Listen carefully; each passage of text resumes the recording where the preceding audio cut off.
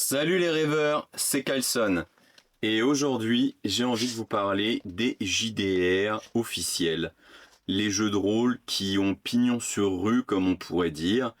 Et notamment des jeux comme Warhammer 40 000, Starfinder, Mutant et Mastermind, Vampire la Mascarade, Zombicide Chronicle, Pathfinder la deuxième édition, Changelin le Songe, Démon la Damnation,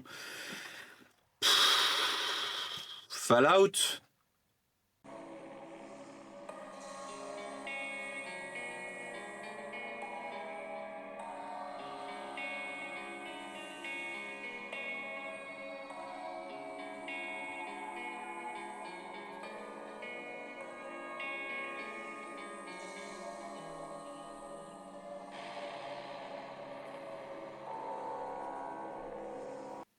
Et on pourrait en citer tant d'autres.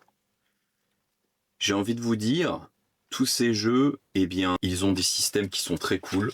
Et en même temps, ils ont leur spécificité. Le but de cette vidéo n'est pas de faire le tour en détail de tous ces jeux, mais plutôt de, disons, discuter avec vous de ceux qui vous intéresseraient le plus.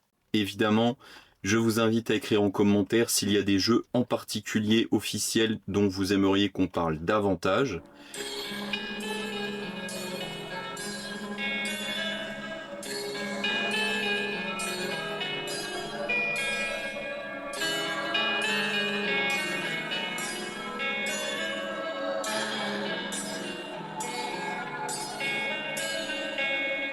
Qui dit jeu de rôle officiel dit forcément système de jeu, lore complexe, univers quoi. Mais si on s'intéresse à ça, on peut voir que certains jeux sont extrêmement complexes.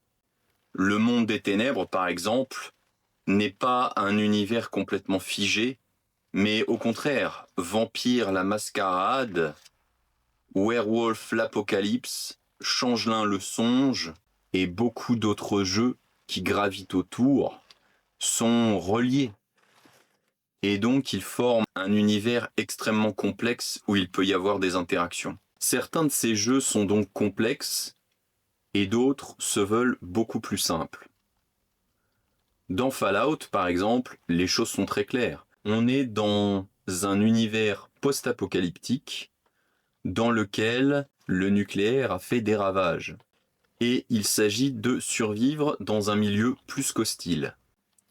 D'autres jeux, comme Shadowrun, possèdent une licence qui est tellement ancienne que si vous cherchez à vous plonger dans tous les romans et toutes les histoires qui gravitent autour, ça risque de vous prendre vraiment beaucoup de temps.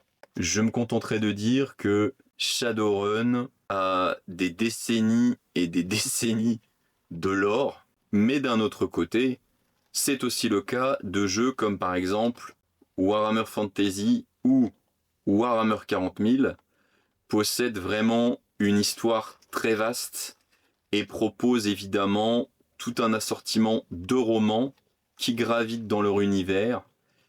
Et c'est la force de ces licences de vous proposer de jouer à des époques ou des périodes qui vous intéressent le plus et d'en profiter à fond. Seulement, il peut être important aussi de mentionner le fait que entrer dans ces licences est parfois très difficile pour des personnes débutantes. Et cela peut en décourager plus d'un. Parce que ça n'a rien de facile de vouloir engranger 20 années d'histoire, d'événements tragiques et de romans. Ça fait une masse assez dense à lire qui peut décourager les débutants. Heureusement, on peut dire que certaines licences ont fait des reboots et ont permis de s'infiltrer évidemment dans leur univers, et c'est tout leur intérêt de renouveler leur panel de joueurs et de permettre à des nouvelles personnes de réussir à prendre les choses en main sans être trop dépaysés et aussi de pouvoir y jouer tranquillement. Je tenais à dire que c'est par exemple le cas de la 6e édition de Shadowrun qui est débutant friendly, on pourrait dire. Elle permet vraiment de prendre les choses en main et de comprendre étape par étape le fonctionnement de la magie, de la cybernétique, la technologie, la complexité de la matrice, même si ça reste un réel effort de rentrer dedans. On peut parler vraiment d'une édition débutant friendly, et ça fait du bien, parce que certaines éditions de Shadowrun étaient vraiment difficiles d'accès et de compréhension. Mais je ne suis pas là pour vous parler juste de Shadowrun, mais je pense aussi à certaines licences comme Warhammer 40 000, qui s'est décliné dans énormément de jeux différents, comme par exemple Rock Trader, ou alors qui s'est concentré sur la Death Watch, et il y en a bien d'autres. Mais on a souvent l'angle pris de l'Imperium, une faction, on pourrait dire, spécifique de l'univers de Warhammer 40 000. Et donc, ça me permet de rebondir sur Warhammer 40 000, Wrath and Glory. Et dans ce livre de base spécifiquement, eh bien, c'est un véritable kit de génie pour les fans du jeu de figurines, qui pourront alors décider de jouer plutôt des êtres voués au chaos, ou alors de jouer des orques, ou encore de jouer des elfes. En fait, ce jeu et cette licence en particulier, c'est décliné comme une véritable boîte à outils qui permet aux fans de la licence Warhammer 40 000 de se lancer dans tout un tas d'aventures en incarnant leur créature préférée. Et ça, c'est vraiment cool. Évidemment, se lancer dans un jeu de rôle officiel, c'est aussi décider de s'investir dans un système de jeu en particulier. J'ai essayé de vous parler des jeux de rôle maison dans d'autres vidéos. Et là, quand on s'intéresse à un jeu de rôle officiel, on accepte tout un univers, tout un lore plus ou moins riche et complexe. Et donc, ça c'est un pan de la mécanique, mais l'autre versant, c'est aussi le système de jeu qui vous est proposé. Et là, on a vraiment de tout. Du bon, du moyen, du mauvais. Et puis, tout ne conviendra pas forcément à tout le monde. Le mieux, c'est encore de tester certains systèmes et évidemment de voir quel système vous convient le mieux à vous et à vos amis.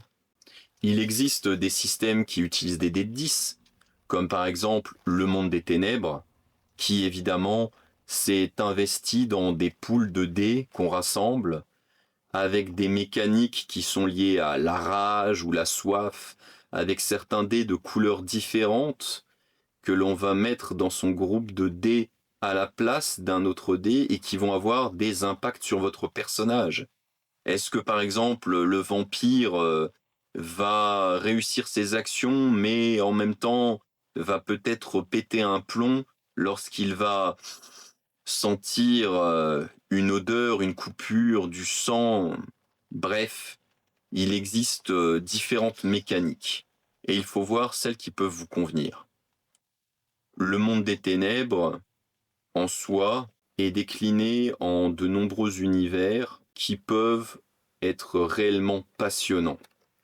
Mais ça nécessite évidemment un minimum d'investissement dans la recherche des bonnes histoires à créer. Les livres vous aident réellement dans l'ambiance, que ce soit Werewolf ou Vampire la Mascarade ou Changelin le Songe. Mais pour créer les histoires, il va vous falloir souvent beaucoup d'imagination.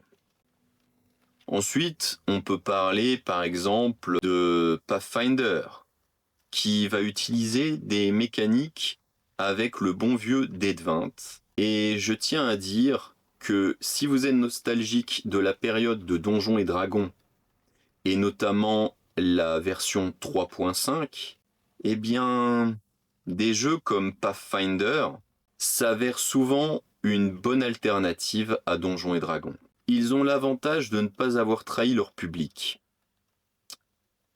Qui se souvient de Donjons et Dragons 4e édition qui a été une véritable catastrophe? En tout cas, Pathfinder est resté fidèle à lui-même, il a sa patte graphique et il a aussi des histoires riches et un univers qui a évolué dans le temps en gardant la même saveur. Là où Donjons et Dragons a dû faire une espèce de reboot un peu honteux. Pour ce qui est des autres systèmes de jeu, évidemment, le D6 peut revenir assez régulièrement. On le retrouve facilement, par exemple, dans Warhammer 40 000 Wrath and Glory, comme on le retrouve également dans Shadowrun, ou dans le jeu de rôle Le Club, et dans bien d'autres jeux d'ailleurs.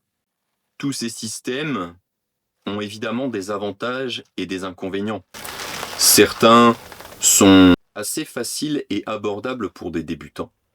D'autres sont beaucoup plus complexes et donnent des degrés de réussite ou des effets particuliers et donc ne seront pas pris en main facilement pour des débutants. C'est pourquoi, de manière générale, je dirais que si on cherche à vous proposer un système avec des dés de 6, il sera souvent plus abordable que les autres systèmes de jeu. Si vous êtes débutant, j'imagine que vous chercherez à avoir un système assez facile d'accès, mais au contraire, plus vous en apprendrez sur un jeu ou sur un univers qui vous attire, plus vous serez peut-être porté à vous intéresser à un autre système de jeu. En tout cas, rien ne vaut de tester par soi-même et de voir ce qui réussit à nous plaire et ce qui ne nous plaît pas. J'en profite d'ailleurs pour vous parler du vieux système de Warhammer Fantasy qui utilisait des dés de 100, c'est-à-dire un dé de 10 pour les unités et un dé de 10 pour les dizaines. Ce système a souvent causé beaucoup de problèmes dans les parties que j'ai pu réaliser avec des joueurs parce que c'était un système qui était assez punitif et un peu contre-intuitif. Et en définitive, ce n'était pas l'histoire qui ne plaisait pas aux joueurs, c'était plutôt les mécaniques et les lancers de dés avec le système dés de 100 qui finissaient par lasser les joueurs qui avaient l'impression de progresser difficilement avec leur personnage. Et donc, si je vous en parle, c'est parce que même si on aime un univers, eh bien, le système parfois va polluer vos parties, voire va décourager vos joueurs. Donc, c'est un élément à ne pas négliger. Même si vous aimez un univers, vous ne pouvez pas vraiment le détacher complètement du système de jeu, à moins que vous fassiez de gros efforts pour faire votre système maison. Et après tout, rien ne vous y empêche. Le jeu de rôle est une activité évidemment qu'on aime tous partager avec des amis et des proches, encore que certains n'ont peut-être pas franchi le pas. J'ai envie de vous dire que si je vous ai déjà parlé des univers création maison, c'est surtout pour vous pousser à l'action et vous dire que, de toute façon, à un moment ou à un autre, n'ayez pas peur d'être ridicule ou de vous lancer dans une partie. Il s'agit de partager un moment qui peut être à la fois drôle, mais qui permet aussi de passer un bon moment. Quand on ne sait pas par où commencer, c'est forcément difficile. Mais que ce soit un système de jeu de rôle officiel et un jeu en particulier qui vous attire, ou que ce soit un système de jeu maison et une création maison, dans tous les cas, le mieux, c'est encore de jouer. N'hésitez pas à laisser des commentaires, n'hésitez pas à partager, n'hésitez pas à me dire les jeux qui vous attirent le plus, ou même évoquer vos créations maison, si vous avez des idées. Sur ces bonnes paroles, je vous dis à bientôt pour une autre vidéo, et surtout, arrivederci, et n'oubliez pas, l'imagination n'a aucune limite.